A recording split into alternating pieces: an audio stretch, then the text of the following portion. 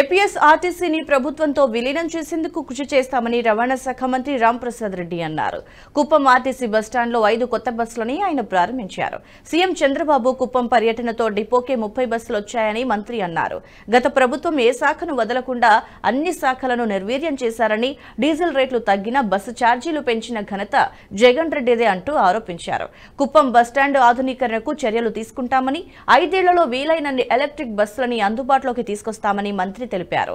ఆడంబరం లేకుండా ప్రజల కోసం పనిచేస్తామని, డిపోలో పనిచేసే కార్మికుల సమస్యల పరిష్కారానికి కృషి చేస్తామన్నారు. కుప్పం నుంచి అన్ని ప్రాంతాలకు బస్సు సర్వీసులు ఏర్పాటు చేస్తామని ఆయన చెప్పుకొచ్చారు.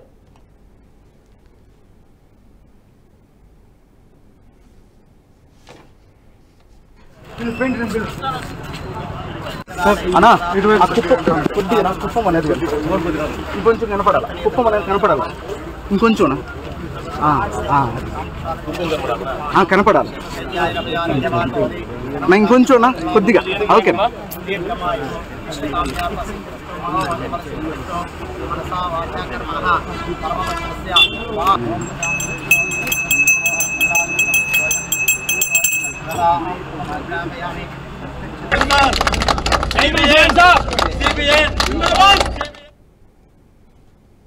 ఈ వీడియో మీకు నచ్చినట్టయితే లైక్ చేయండి, 10 మందికి షేర్ చేయండి. అలాగే కామెంట్ల రూపంలో మీ అభిప్రాయాలను మాతో పంచుకోండి. Nationalist hub group of channels ను సబ్స్క్రైబ్ చేసుకుని తెలుగునాట జాతీయవాద జర్నలిజాన్ని ప్రోత్సహించండి. ఈ వీడియో కింద ఉన్న బెల్ ఐకాన్ పై క్లిక్ చేయడం మర్చిపోవద్దు.